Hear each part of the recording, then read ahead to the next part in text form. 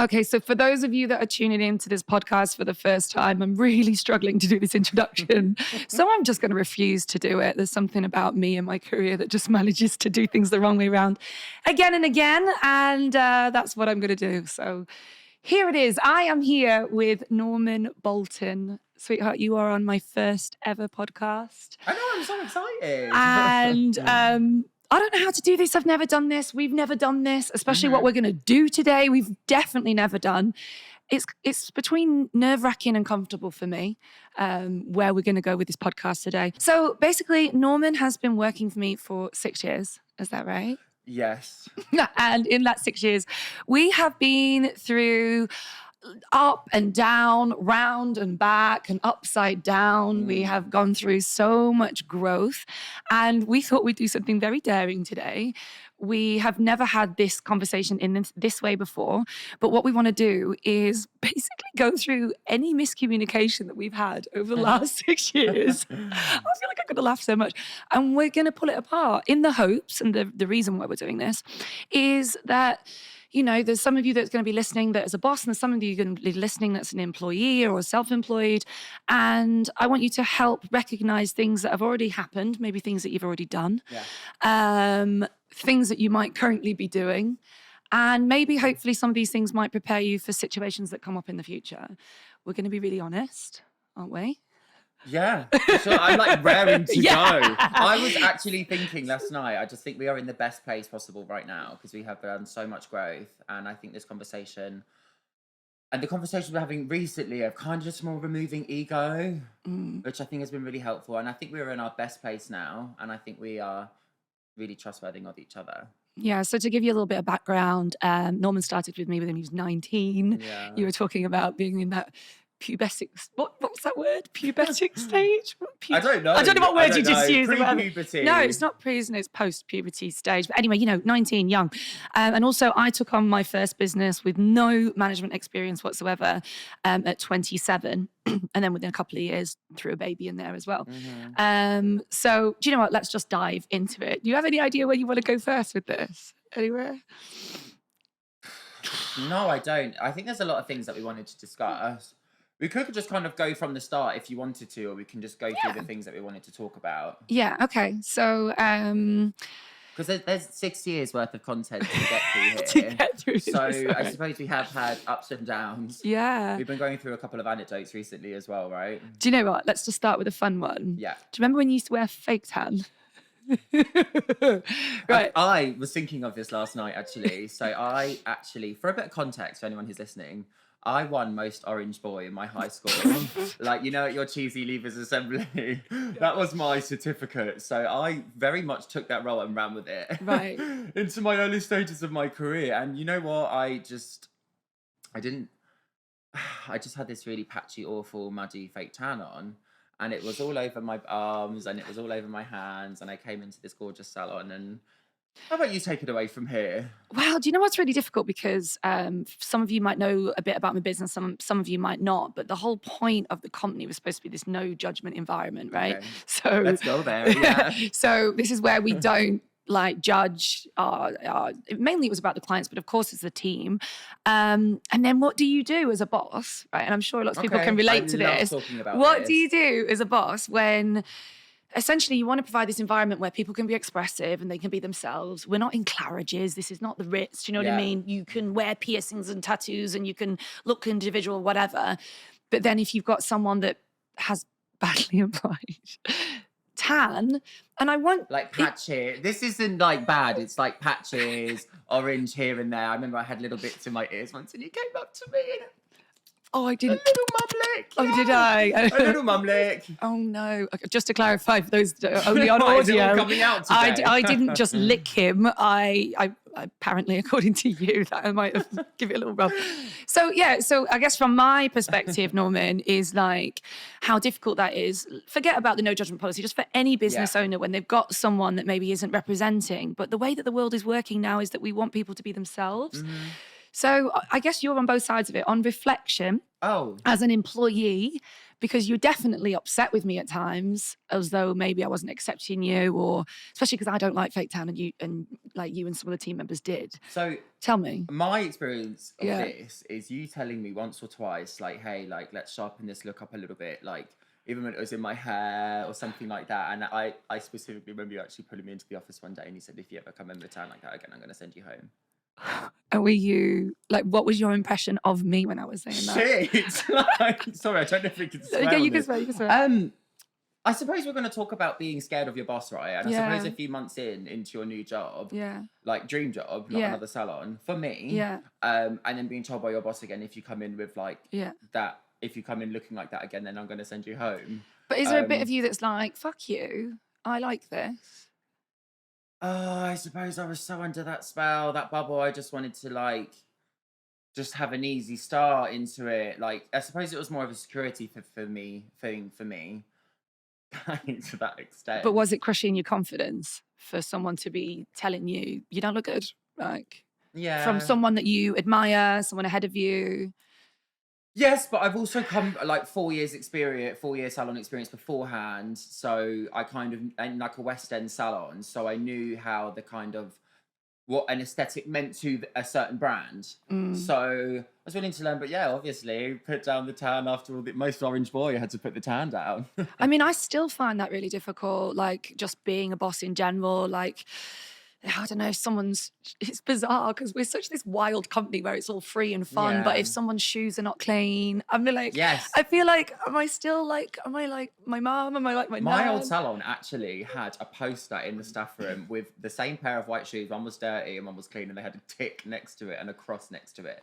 So that was just setting, I suppose, the standard. Yeah. My boss taught me that, like, it doesn't really matter what you do, you just have to do it really well. So I remember there being like, you probably told you this before, because basically there are no stories that Norman doesn't know that I tell. It's like being in a marriage where Sometimes it's like, I come out with them and they're like, how do you know that? story number 64, Sophia. Yeah, I've heard this. But my my ex-boss, that we were in a salon that wasn't particularly like expressive in clothing and stuff like that. And there was one girl, and she was really punky, and she had all piercings on her, but they were like really septic. They were fucking disgusting. And she was quite scruffy with the way she dressed and stuff. I mean, she's a really great girl, but she wasn't representing, right? And I remember basically my boss asking me to help me with her. And I thought she was going to get me to rip her apart and tell her, she's got to smarten up for, the West End of London. Bear in mind, if anyone's listening, they don't know, we're hairdressers. Yeah. And she didn't do that, my boss. She actually said, if you're going to do it properly. And she gave her a budget and gave her some money to go out shopping, and said, if you want to be more, I don't know what the word was at the time, but like more punky or grungy or whatever she was, like, can you do this well? Yeah. So that people go, wow, you've really done it well. So, but what is well is obviously up to interpretation, isn't it? That's the only thing. All right, let's move on from that then. Sure. Okay. So do you want to talk about being scared of your boss? Is that all you want to talk about?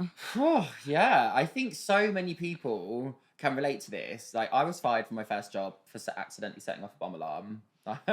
And that, there you were. Yeah, that I didn't even tell you that in my interview, which most of the people asked me, how come you left that job? So as soon as you did ask me, I was like, yes, I'm in. And then you asked me a few weeks in, how come you left? And I was like, oh, funny story. And I suppose, first of all, I probably had PTSD from that actual experience because it was quite traumatizing for me. All jokes aside, setting off bombs, like that whole gross misconduct. Do you want to just do it really briefly? Because I feel like people are going to listen and they're going to go, I just don't understand what he's saying. Okay. We didn't intend to say this story, but when just I was briefly. 17, listen up, folks. Because I've said this story. Do you know this is the story to my life? When I was 17, I was working in a salon that was in a huge bank, and it was inside of a salon. It was like 7 floors high, and it had all the major banks in the super fancy business district of London. And one day I went to take the bins out, and I said to the lady on reception, can I have the loading bay pass? And she gave it to me, and I went on a walkie-talkie, and no one was listening to me, and I know all of them had the walkie-talkie, so I made up some code in my head, which actually turned out to be the code that is the bomb code, and then you just made it up, and it happened to be the bomb code. Yeah. So the bomb squad came, or they evacuated the whole of Bishopsgate. Sorry, guys. And it was just a really tragic story. So you feel like you got some kind of fear of authority Of from being that fired, anyway, of being fired. Yes, Yeah, that was because you it. used to come in my office all the time and be like, don't fire me, don't Well, fire when me. you would say, "Can I talk to you?" and I'd be like, "Oh, is it over? Is this it? Is this it?" I'm over that now. I'm Yeah. so glad I've done the healing on that. But yeah, I was terrified of being fired for years. That is quite individual for me though. Yeah, okay. Because I got the chop brutally, in Yeah. my opinion. So let's talk about being scared of your boss. What do you Yes. want to say on behalf of that then? Like, I suppose we're gonna talk about this in a bit, but what is that line of being so scared or being too scared to ask for what your needs are, you know? Because I think a lot of our frustration and our lack of communication with each other has been scared from my perspective of actually telling you how you truly feel, because you are my boss and you believe in a hierarchy, right? You're the boss, I'm an employee, and I don't want to piss you off. So what is that level of being scared of you? Now I've pushed past that because I know what I want from you and want from your business. So I'm not scared to have more of a frank conversation. I would have saved myself a hell of a lot more time, energy, if I just spoke to you a little bit more about how I felt. Yeah, it's funny that we don't do that. I've not done it as well, like in previous employment and stuff. On the boss side, there's quite a few times where I've found out how someone feels about something, and I have been like blown away. Like I had no fucking Ignorance idea. is Like, bliss. oh, ignorance is so Yeah. bliss. I've been so ignorant at times, and then it's like when that bomb drops. It's not what that person feels or what that person says. It's knowing that that's been the thought for 6 months. That has to be the most... the festering. The festering of going, oh my God, all those lovely little chats we've had and all those little passing, how are you? You good? And check-ins and blah, blah, blah. And then to find out actually for 6 months that person hasn't been good and they haven't been saying. Although I must say on the employer side, it is our responsibility to make sure that we're making that environment safe. And if people are not saying it, there has to be something that we're doing on our side that means that that person doesn't feel safe to say it. So that's a lot of soul searching that I've had to do to try and work out why someone wouldn't be saying something that they think. And I think often that is because, I think it's because people don't believe something will change. So there's no point in saying it. Not all the time. What would you say on that? I suppose that how long it goes on for, right? And yeah, I've never really thought of it that way, you know, how long you leave things talking about.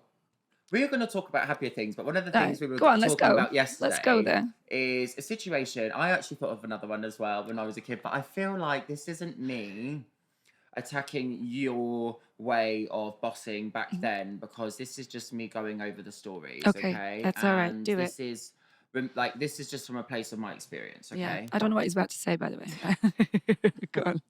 So a situation happened a few years ago, and there was negative energy in the salon, and all the team were talking with each other and creating... We were just kind of bringing the morale down ourselves, but things weren't changing and there wasn't enough honesty.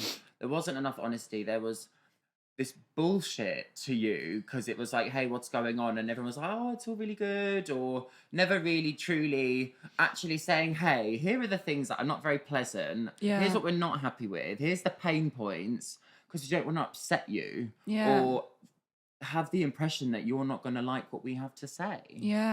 You know? So there was a cloud, and it was raining on us. And you had come to... Oh, God, here we go. So, let's memory do it. lane. Yeah, it's healing, isn't it? And I know that this is a good conversation to have.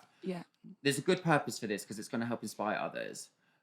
So someone had come to me, and we were having a deep chat, and she said, hey, this is why I'm having unhappy, man. And I was like, okay, cool, I'm hearing you. And she had said a specific quote to me. Shall we say it? Or particular? It's about the train. I don't think it matters. Yeah, say the train. Say the train. I don't think it matters. I think you can say it. So the quote is, Sophia's always said that we are on this train, this metaphoric train. She loves this kind of stuff, guys. This is true Sophia, bossing. And we're all on this train together, and some people are at the back of the train catching a tan, and some of them are really putting the graft in at the front. And do you know where that came from? Just to start it, it changed several times. The reason Chinese that whispers. Yeah. What it first started was I'm on a train to success. Okay. Do you want to jump on the train and come with me? Right? Oh, really? That's how it started. That's a different train to what I've ridden. Yeah, right. And then what happened is after a while, I noticed that there were some people, especially in the use of social media, some people that were really using social media so much to gain us new clients, and other people that were not putting that effort in, but that were getting all the rewards. And I noticed that some people were getting the rewards on the hard work of the other people. There was quite a divide. So I had said, that's what it turned into this. We're on this train to success. We're all pushing the train together, but there are a few of you sunbathing on the top. And I don't think that's fair. I think we all need to chip in. So carry on your story. Yeah, that's the train. That's the the train I was riding. Yeah, or I was told was yeah. that. And I'm sorry to tell you this. No. Was we are all riding this train and Sophia's chilling at the back. Yeah, so that's what it turned into. Yeah, it's like we are all doing all the work and you're kind of taking the gratification for it, I think is the word that I'm looking for. Yeah. Whew. Yeah, go on. You're doing well. She said this to me, and then like 20-year-old me who wants to fix the salon and put it back to rights, you had come to me and you had said, hey, like, what's going on? Like, I just open up to me, tell me what is the situation. I'm not dumb. I can sense the energy change. Or maybe you didn't say that. No. I can feel it. I can feel it. Something's up. You just need to tell me, man, because no one's being honest. And I said, okay. So X said to me that we're on a train and you're standing on top of it. And yeah, these are the problems that are going on. And I just thought, my thought process was, hey, if I actually open up and snake on this girl, that's my truth. I'm sorry. That's what I felt like I was doing this girl a little bit dirty for the greater good, okay. You know, because you did not know what the feelings were. So nothing was going to change. Nothing was going to change. It was the same shit. Yeah. If I didn't know what was going on. If you didn't know what was going on, so here is someone's truth. Here's my truth. I told you how I was feeling. Yeah. And yeah, you had then gone to X person and said, hey, without specifically saying my name, but had gone, I've heard that you say this thing about the train and me riding at the back of it and everyone else is pushing it. Yeah. And then, wow, what a blow. Yeah, for you. Yeah, that because girl came then you're to dropped me. in it, right? Mm-hmm. Yeah. Into the thick of it, man. Yeah. I thought we were all a team, this kind of thing, and it really just built up this, I don't know, I was the salon snake, I suppose. Yeah. Well, I'm only saying I suppose because that makes it more comfortable for me to say it out loud. But yeah, I'd done a girl dirty. She found out. You quoted me. Yeah. And I came back to you and I said it was right before someone's test. Here's what we're going to talk about, guys, is emailing a boss for things you want to say before. Because it was before one of our stylist graduation tests, 5 minutes before, I think you just had your baby. Yeah. or something, just a stressful time. And I just pulled you outside and I just said, hey, I'm not happy. Yeah. With what you have said and like passed on this information knowing me. Yeah. And you were flustered and you were like, oh, well, what am I supposed to do if I don't say what you've told me? How am I supposed to How can I move forward? Yeah. Yeah. God. And that's what happened. Yeah. Yeah. I'm glad you told it from your perspective. I feel a bit shaky. Yeah. Yeah, I do. This is such a good conversation. Do you know what? I'm just so glad we are where we are now because I think we can have more open, more frank conversations with each other about how we're feeling. Yeah. And this is how to have conversations with your boss. This is how to do it, people. This is how to have conversations with your boss. But this was a situation back then. So what do you think of that now? With your eyes that you have now and the head that you have now? Yeah. Well, I think what you were describing then probably happened to me a few times, actually. Yours is probably more memorable. But I remember getting in this situation a lot of times as a boss where, similarly, first thing, being in the dark and being so frustrated with being in the dark and really wanting to make things better, but just feeling like I didn't have the information. And then someone coming to me in the office, and yours isn't the only example, and saying, this is this, but don't say it was me. But then, then I'd been given that information. Well, you didn't even say don't say it, but I shouldn't have done what I did. But then I've been given this information, and then as a boss, you're like, how do I breach that conversation with people without breaching the confidence of the other person, which is something that I really consider now. Like, I'm really thoughtful of it. In fact, when someone gives me some information now, I'm like, who have you told? Do you want me to speak about this directly? And if anyone's listening, any bosses, like, make sure that when people are talking to you about things, that you're getting clarity on what they're comfortable with.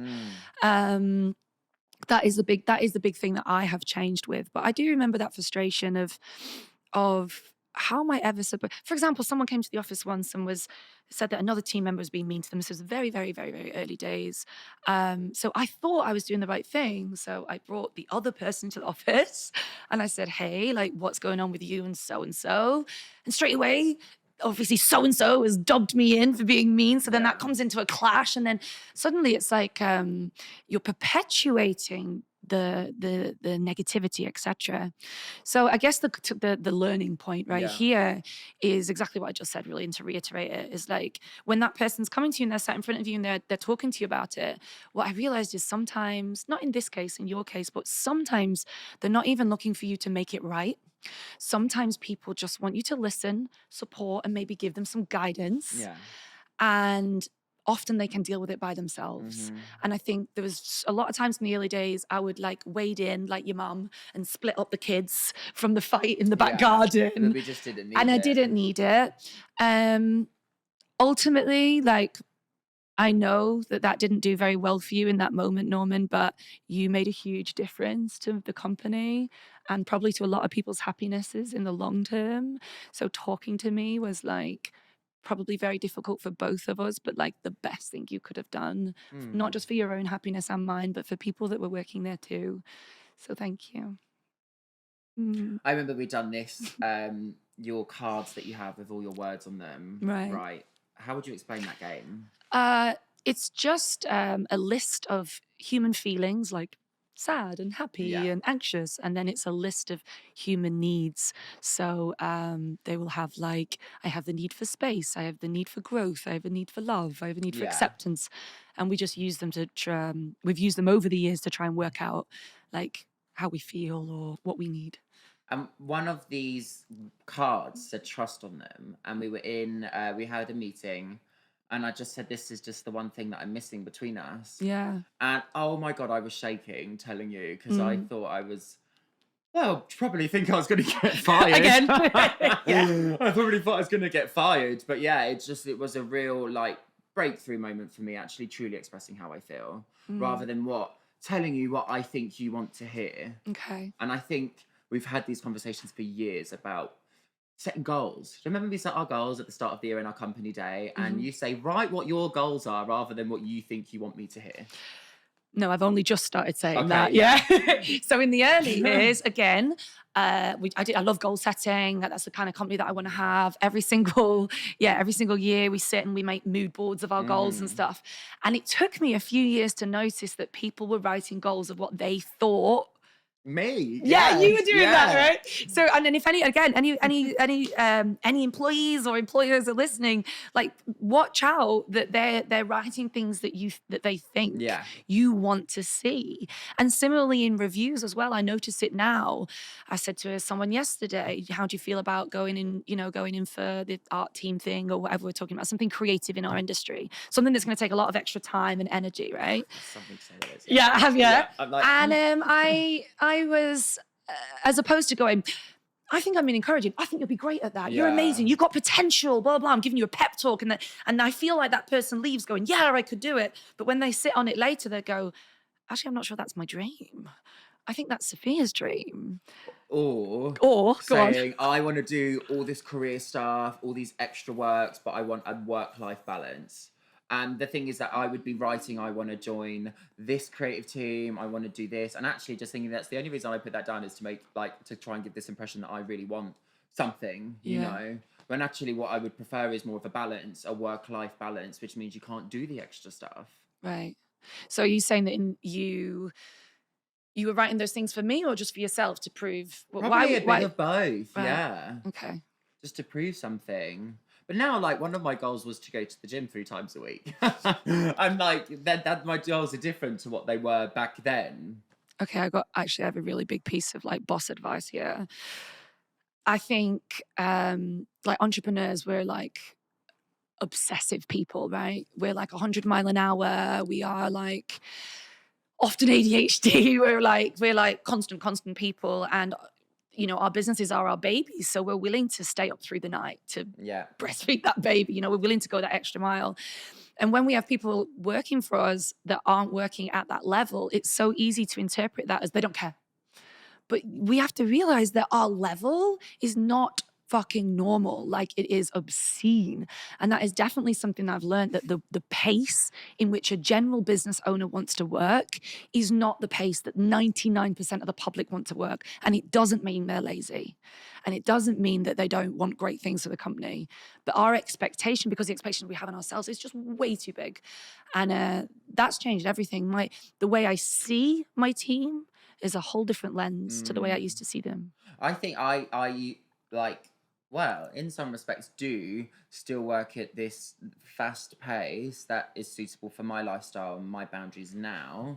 But I think, I'm sure of, is that I'm at a lot more of a relaxed lifestyle now than what I did a few years ago. And oh my God, what a difference it makes, hey? Yeah, that's a really good point, actually. Just being so much healthier in our norm. Like, let's talk about that. Let's talk about like our growth. Okay. How are we better? Because I don't think we've really had any sort of fallout for a couple of years now. I want to say fallout, not disagreement, beef, tension. Yeah, fallout's probably the wrong word, isn't it? Because we're not like falling out, but yeah, just a negativity. Yeah. We've hardly had anything for a very, very long time. I was thinking of this one the other day. You know, I love an anecdote this time. Yeah, go on. Here's go another for it. one. Yeah, go for it. Okay, so I was being difficult. I know I was. I wasn't happy in myself at the time. There was something going on in my personal life, and I was just disruptive behaviors and whatever. Plus working a demanding 5 days a week job. Yeah. You know, and doing extra jobs on top of that as well in order to grow my career. But really, that candle, it was burning rapid paces, right? And I was moody. A bit of a calm down. And don't know if the audio picked that up. Just on a bit of a calm down, carry on. And yeah, just wasn't feeling my best, and like we're not gelling, and it just wasn't myself, and I wasn't happy. And there's things I wasn't happy in work about as well. So this one particular day, I came into work and I don't know where you're going to go. When you take ages out of these stories, the anxiety is like building. It was a summer's day. Just fucking get on with it, Norman. I walked into work and you had said in a jokingly way, like, oh, he's a bastard, isn't he? Over a comment that I had made that was particularly maybe a dry one or something. But yeah, it triggered me, man. Like, you called me a bastard twice. And isn't it funny that these are the things that I would think of and you would even think twice of that, hey? Yeah. No matter what, that's what you're projecting. However, I came into the office later that afternoon and I said, hey, is something going on between us? Because you called me a bastard today twice. And you went, actually, yeah, I think you're being really challenging. Yeah. And then we sat in the office and then you said something along the lines of, remember this is years ago, I just feel like you're just displaying behaviours like this in team meetings. Yeah. Everything I'm suggesting is a no from you. Yeah. And I said, oh, okay, cool. Well, I actually don't like the way this has been working out and this. And it spurred a conversation. Yeah.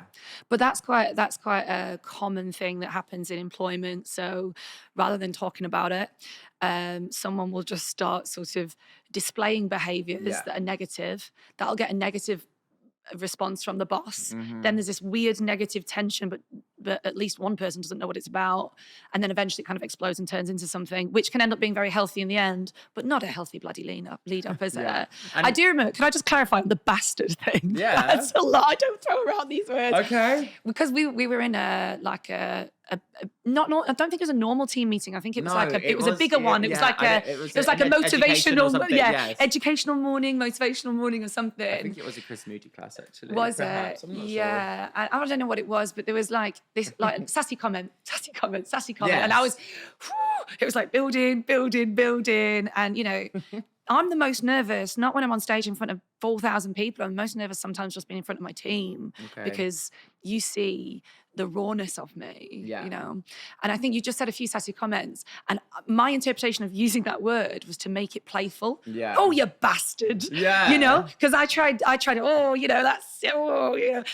But there's my wounded festering self. You know, that is my wounded person who has festering feelings, who isn't open up and has been triggered very easily, remember, because this is building as well. If we're not actually conversing and having good boss employee chats in an open style, we need to talk about is it kind and is it helpful as well. Okay, let me conclude. Let's conclude this. What would we what would we do differently?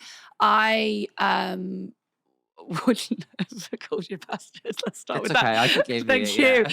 But yeah, I tried to make a joke out of it. That's what it was. It wasn't like, just so everyone's clear, it wasn't like supposed to be horrible. Yes, yeah, no. I was trying to like go, but to try and laugh it off what I was finding quite awkward. Well, one, I shouldn't do that, right? So what I should have done was suck it up, realize it isn't great. If there was a boundary that crossed though, Norman, like if it had gone so far that it was completely disruptive, what I should have said is let's all take a break. Maybe pulled you aside and said, hey, like what's going on with you?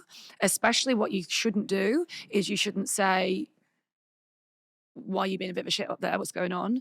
You know, say, because clearly something's going on with you for you to behave like that, right? Yeah, okay. So the word that I would use now, as opposed to what's going on with your behavior up there, would be, are you okay? Because I'm just feeling something's not right this morning. Then with hope that you would say, actually, no, I'm a bit unhappy. And I'll say, right, let's put a pin on this. Let's talk about this at the end of the day. Let's write an email.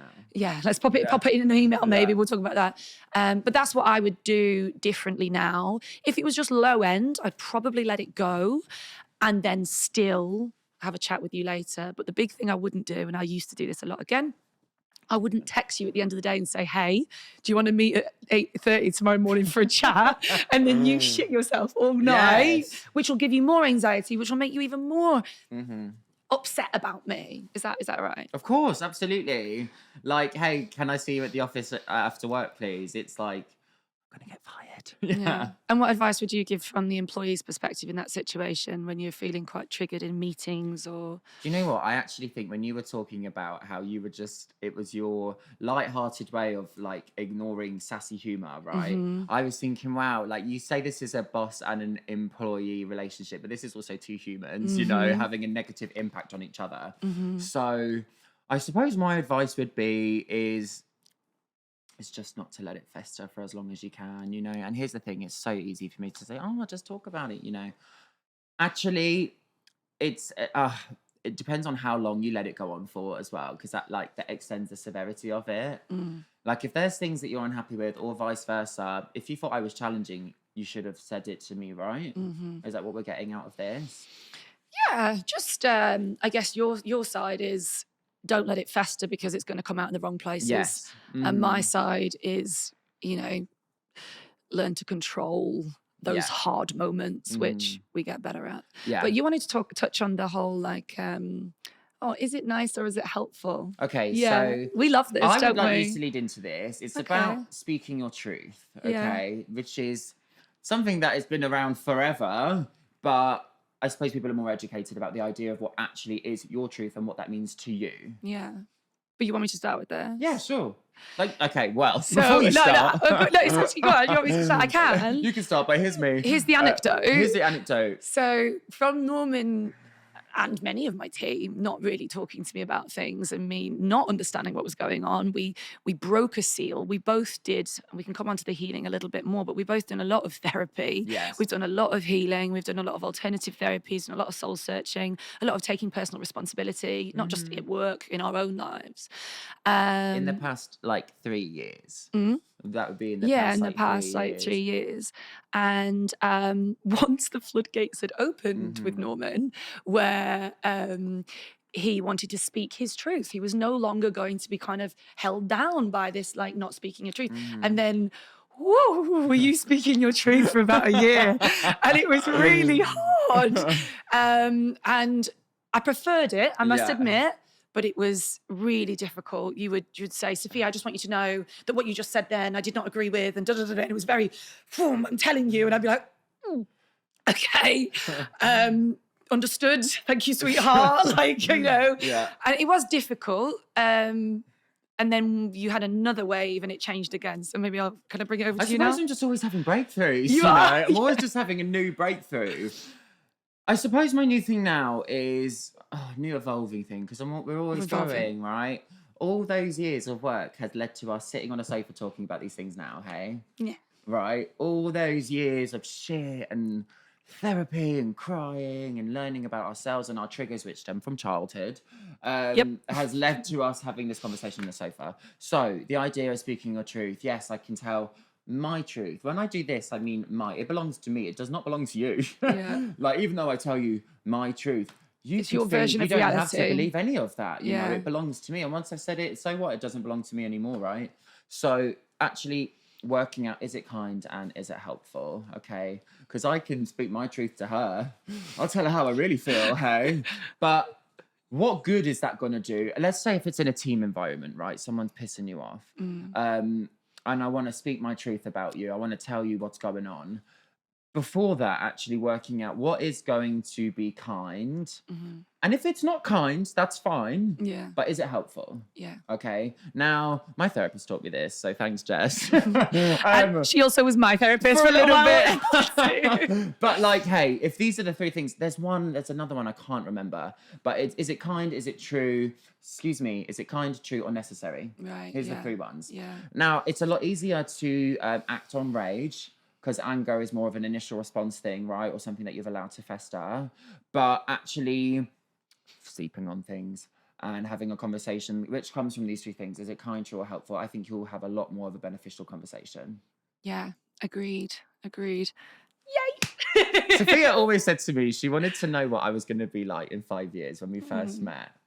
Now I see you. Now I'm speaking truthfully, kindly, and necessarily. And looking gorgeous and manly and fabulous. Do you know what? We actually have got so much to talk about as well. We've got a full list of notes. Should we just have a look at the good stuff? All right, let's see. Is there anything that you found really important that you want to cover? So let's end, Norman, on if we could just hold our little younger selves for a minute. Oh, I love him. This is a very therapy thing, so isn't much it? at the minute. Yeah, like loving your inner child or your inner teen or your inner early 20s self. Like, what would you be telling that person? And I guess with the mindset, we're thinking about any employees that are listening to this as well, of like what they might be able to learn from that. I suppose on a personal level, rather than me like thinking about me in my job role, is just don't be so hard on yourself. I wish future me could tell me this right now, right? Because that's a constant theme of my life, is just don't be so hard on yourself. On a professional level, I would say tell my younger self, if there's something you're unhappy with, you might as well say it, because it's fucking obvious. Yeah, and you people can read you like a book. I wear my heart on my sleeve, and if I'm not happy with something, it projects big time. Yeah, so if there's things that I want from now in the future, or if there's things I want to discuss with you, or things that I want out of the business that are going to help me grow, then I'm going to talk about them. And if there's things that maybe I'm not happy with, because this is life, hey, things get in the way and piss you off eventually, right? There's going to be a situation that's going to happen, is have a lot more of a open, ego-free, pride-gone fueled conversation. Amazing. Which is hard and easier said than done, just to sit there and go, pride, ego. But I just think, yeah, man, what a pure place to come from. Amazing. I think. What about you? I could go in so many directions. I think one of my strengths is always admitting things I'm shit at. Yeah. Oh yeah. But I would say I've got a bit of like a savior complex that I've been trying to work on, where I think that everyone is my responsibility, and that I've probably overstepped, not perhaps with you, but I've definitely overstepped as a boss in what is my responsibility with people. I've kind of overmothered people. And then when you overparent people, they become very well, you know what you're like with your parents. You Yeah. hold them to a high esteem. Yes.